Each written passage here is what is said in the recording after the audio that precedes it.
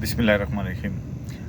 असल में बहुत सारे टॉपिक्स होते हैं, हर टॉपिक पे कहीं ना कहीं हर कोई शख्स बात कर रहा होता है। धोखे पे बात करनी बड़ी ज़रूरी है कि धोखा कभी कोई किसी से खाता है, कोई किसी से खाता है। धोखा मैंने भी खाया है, अपने आप से धोखा खाया है, अपने आप से ही धोखा खाया है ना। ना काबिल यकीन बात कैसे हो सकता है? कोई शख्स अपने आप से कैसे धोखा खा सकता है? बिल्कुल खा सकता है, मैंने खाया है। बाज़ दफ़ा कहते हैं ना, साया भी आपका साथ छोड़ देता है।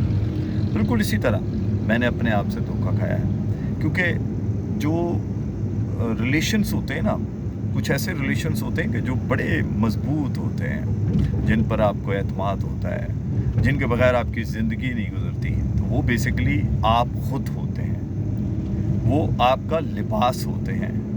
तो जब उनसे धोखा मिलता है ना, तो उस धोखे को कहा जाता है कि हमने धोखा अपने आप से खाया है। और ज़रूर इस पर मैं आपको ज़रूर बात करूँगा और फिर बताऊँगा भी कि ये धोखा खाया कैसे जाता है, इसका सबब क्या बनता है, इस पर भी हम बात करेंगे। फ़िलहाल इतना बता दूँ कि मैंने धोखा अपने आप से खाया है। आप भी ख्याल रखिएगा, कहीं आप खुद अपने आप से धोखा ना खा लीजिएगा। बहुत ख्याल रखिए।